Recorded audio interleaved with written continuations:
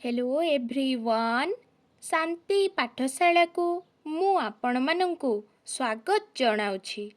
आजिकार एक नूतन भिडियो रे आमे आलोचना करिबा गृहपालित पशु और पक्षीक विषय रे एक सुंदर रचना।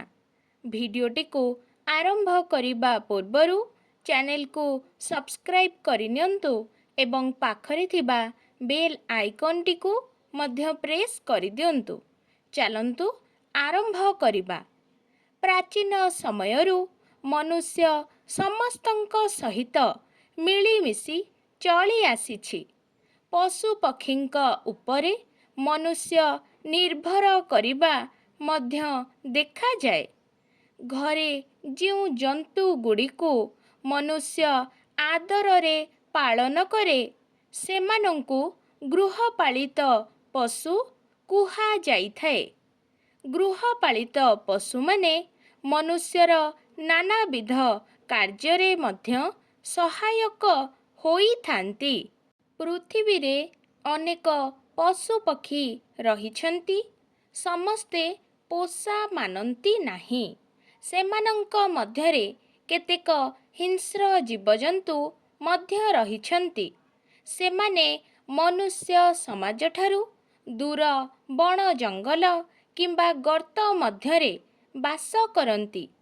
जेउ मानंकु मनुष्य घरे पालन करे सेमानंक नाम हेला गाई, छेली, मेंढा, मईसी, घुसुरी, कुकुड़ा, बतक, हंस, ओट, गध, घोड़ा, नेउल, कुकुर, बिराड़ी, पारा, सुआ, सारी, बणी ओ मांकड़ इत्यादि।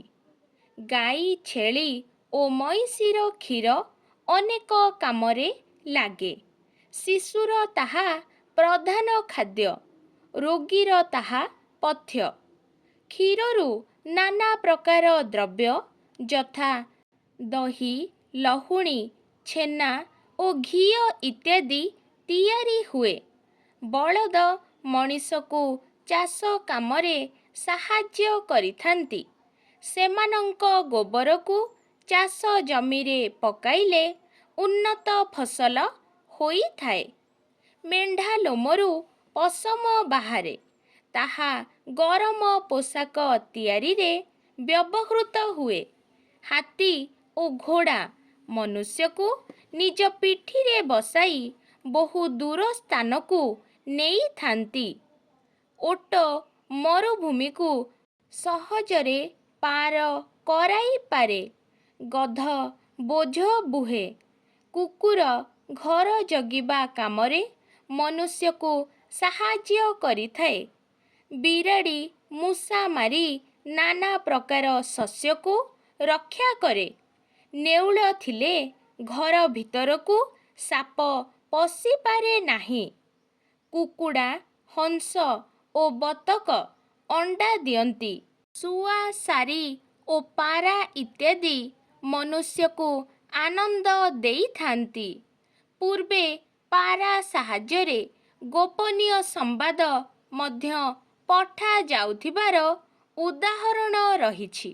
ପଶୁପକ୍ଷୀମାନେ କଥା କହି ପାରନ୍ତି ନାହିଁ। ତେଣୁ ସେମାନଙ୍କ ଭଲମନ୍ଦ ବୁଝିବା ଆମର ପ୍ରଧାନ କର୍ତ୍ତବ୍ୟ। ସେମାନେ ରହିବା ପାଇଁ ଘରେ ଉପଯୁକ୍ତ ବ୍ୟବସ୍ଥା କରିବା ଉଚିତ। ସମୟାନୁସାରେ ତାଙ୍କୁ ଖାଦ୍ୟ, ପାଣି ଦେବା ଉଚିତ। ସେମାନଙ୍କ ପ୍ରତି ନିଷ୍ଠୁର ନ ହୋଇ ଆଦର ଓ ଯତ୍ନ କରିବା ଉଚିତ। ସେମାନଙ୍କୁ ଆମ ପରିବାରର ଜଣେ ସଦସ୍ୟ ବୋଲି ଧରିନେବା ଉଚିତ।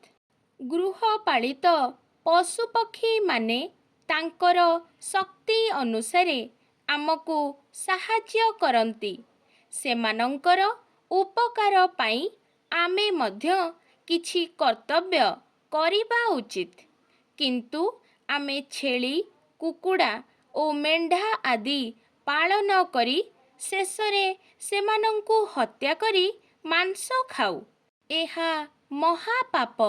ଜୀବନ ଦେଇ ପାରିବାର ତ ଶକ୍ତି ଆମର ନାହିଁ, ତାହେଲେ ଜୀବନ ନେବା କାହିଁକି? ଜୀବ ପାଳିବା ହିଁ ଧର୍ମ। ସେମାନଙ୍କ ପ୍ରତି ଅନ୍ୟାୟ କରିବା କିମ୍ବା ତାଙ୍କୁ ହତ୍ୟା କରିବା ମହାପାପ। ଆଜିକାର ଭିଡ଼ିଓଟି ଆପଣଙ୍କୁ କିପରି ଲାଗିଛି କମେଣ୍ଟ ମାଧ୍ୟମରେ ନିଶ୍ଚୟ ଜଣାଇବେ ଏବଂ ଲାଇକ୍, ସେୟାର, ସବସ୍କ୍ରାଇବ୍ କରିବାକୁ ଜମାରୁ ଭୁଲିବେନି। ଧନ୍ୟବାଦ।